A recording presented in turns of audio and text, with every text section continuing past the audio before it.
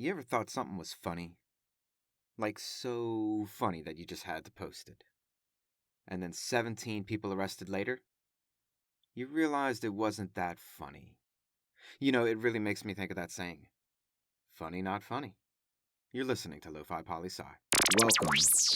Don't adjust your dial.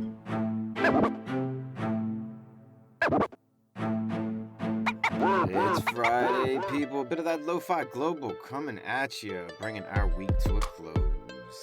Let's see what's been going down and turn to Iran, where 17 people, university-aged individuals and educated and working folk, were arrested for posting prank videos on Instagram. And some of them were just smashing cakes or pies onto people's faces in public. Another one was a prank of a staged murder. Some of these individuals said they had permission of people, some didn't say much at all. And the Iranian police? You want to know how they thought about all this? Well, you already know. They weren't laughing at all. They just arrested all 17 people. And I mean, damn. Now, official charges haven't been publicly announced yet, but we'll definitely be keeping an eye out for this one. And it really makes you wonder, what is versus is not acceptable to put out there in the world on the internet? Question mark? Like our next story out in China. So the movie Fight Club was released on streaming in China, and the ending of the movie was changed so that the government and the authorities won. And you can check out some quotes from the people who were directly involved in the original making of the film and what they had to say, but that's not what I want to talk about. But I will say, honestly, whenever I read the headline and it just said ending of movie changed, I thought they were talking about something completely different about the ending of this movie back in the day. If you know, you know. If you don't know, sorry, you don't know. But anyway, this is a different kind of censorship than what we saw in Iran, right? Iran was censorship after the fact. Individuals made prank videos, they got arrested, the videos got removed. Here in China, it was censorship before the fact. And let's be real, all countries, every single one of the 200 or so countries there are in the world, all governments participate in censoring. Period. But the question for us, and the conversation I want to have, is how should we as human beings decide what should or should not be censored? What's socially acceptable? Write in. I'm curious your thoughts. Now let's head on over to El Salvador and talk about a certain international organization that just may be trying to censor El Salvador's actions. You tell me. So last year, we talked about El Salvador becoming the first country in the world to make cryptocurrency / Bitcoin official legal tender in the country. A big and a bold move towards the future for right. But the IMF, which is the International Monetary Fund, which helps countries by providing massive loans to help them when the country's economy is in the middle of a crisis. And it is for sure a Western institution. But the IMF has told El Salvador that if they don't reverse their policy, this could jeopardize future loans being released to the country.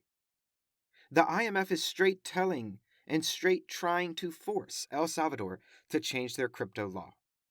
I mean, is crypto volatile on the market today? Hell yeah, it is. But is the IMF always right?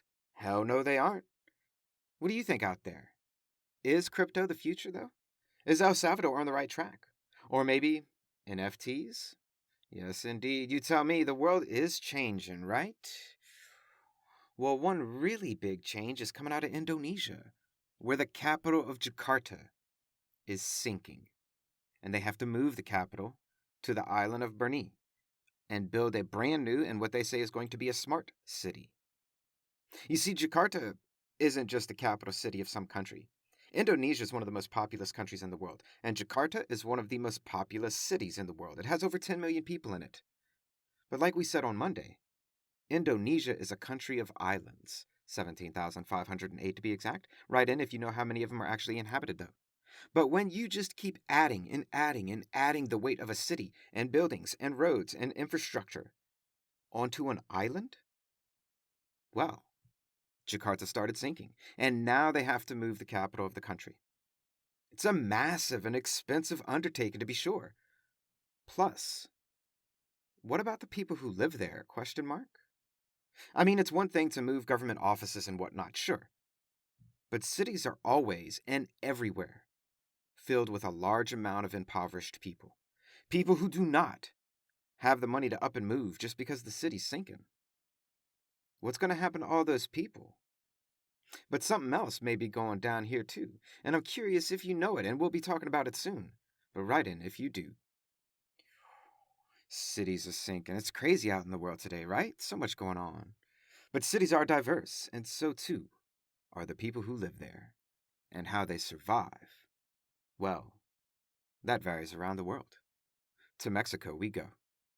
Let's check out the city of Comachuan, a city that survives on remittance. And what may, pray tell, be remittance, you could be asking? It's when people leave their country, immigrate to another, work, and send money back to the people in their country of origin. And that money they send back, that's remittance. The question to you, Lo-Fi listeners out there, is why? And this city is by no means alone in its situation. Lots of people, lots of places across the planet rely on remittance to survive. And I want you to tell me and think about it and write in.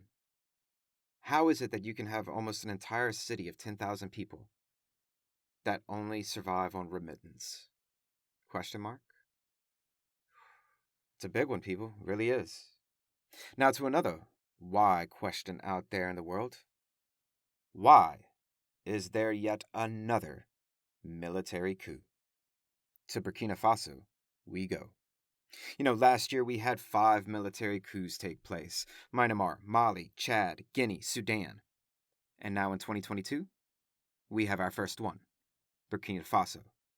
And technically you could say this makes the 6th military coup in one calendar year, because the first coup last year in Myanmar took place on February 1st, meaning just under a year ago. So, 6 coups in one calendar year. WTF, people. I mean, what is really going on in the world today? Why are militaries rising up and overthrowing civilian governments? You see shit like this? This is exactly why military coups are number 9 on our top 10 global events to watch in 2022. Because here we are. It's only January and we already have our first one. But you tell me, why so many coups, Lo-Fi listeners? Write in. What's it all about? As always, I'm curious your thoughts because you sure as hell know mine. But now, let's breathe.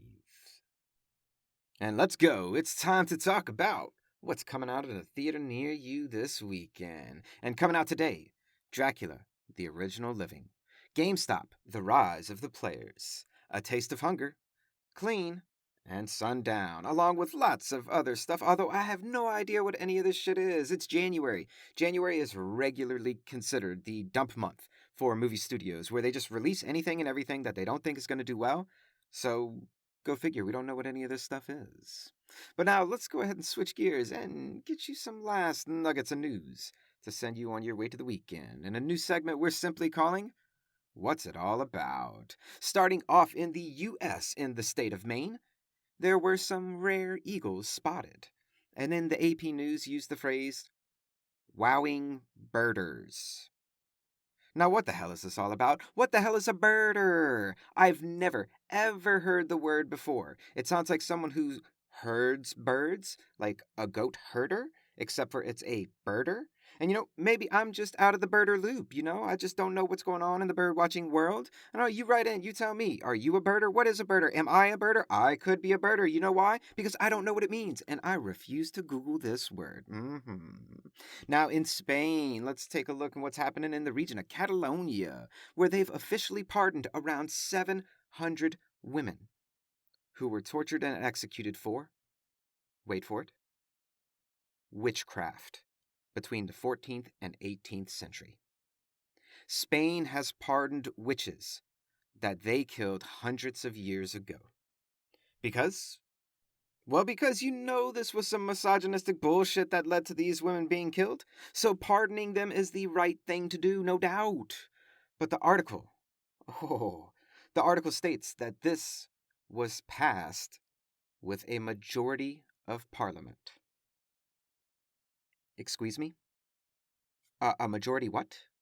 Meaning some assholes, and sorry, not sorry for using the language, but I don't know what else to call a person who refuses to pardon hundreds of women who were executed by men of false charges because of, I don't know, being a witch?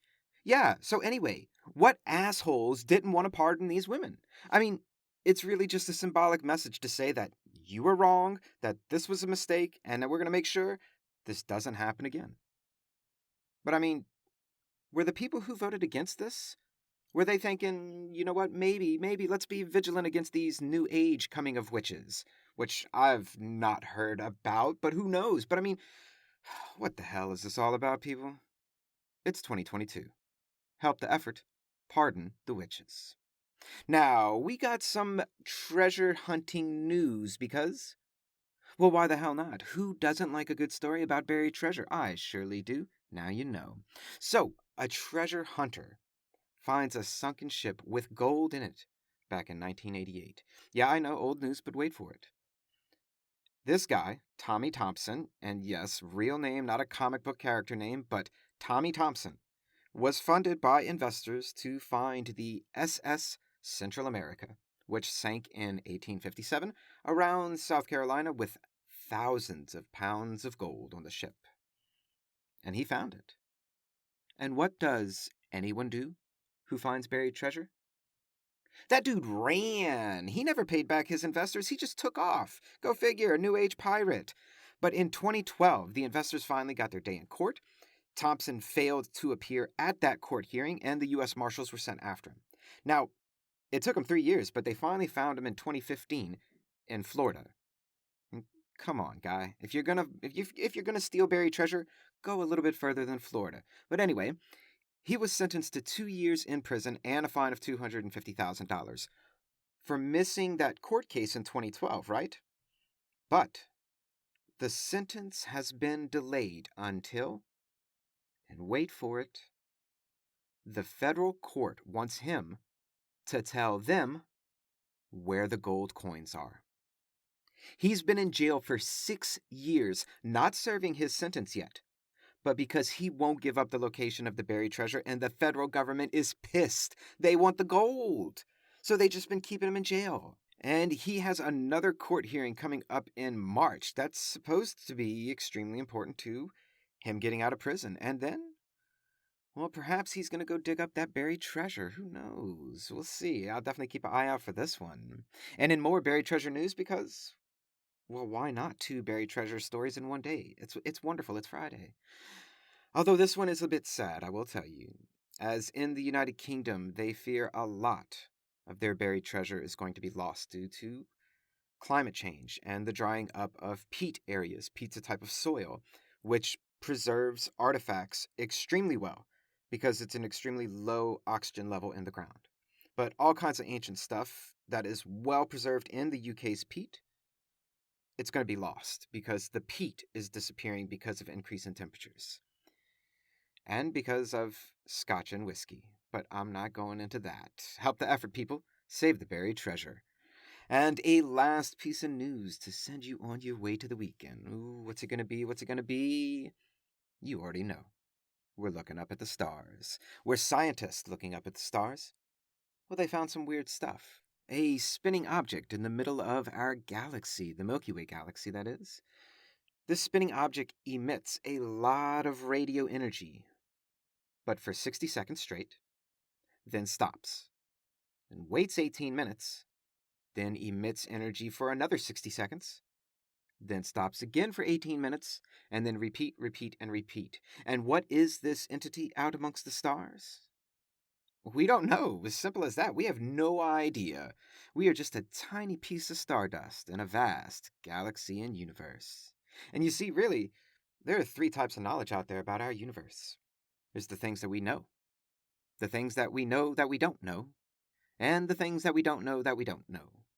And most of the things in the world, the galaxy, the universe, well, they fall into that category, the things that we don't know that we don't know. Write in if you know, because I know you know what I mean. And that, my friends, is a brief snapshot of what's going on in the world today. Check out our latest blog post going up on lofipolisci.com later on. I'll likely be talking about how the first week of school shaped up this semester. And next week, we have our good friend Gregory Day coming back on the show for another top 10 movie list from Hipsville AD. And next week also, wait for it, Letters of the Lo-Fi Poli-Sci coming back at you. Always remember that Lo-Fi Poli-Sci is more than just me. It's the we that we be. Talk to you soon, Lo-Fi listeners. Pickering, signing off. A little behind the scenes for all you listeners that stuck around. And the right answer was waffles. Now you know.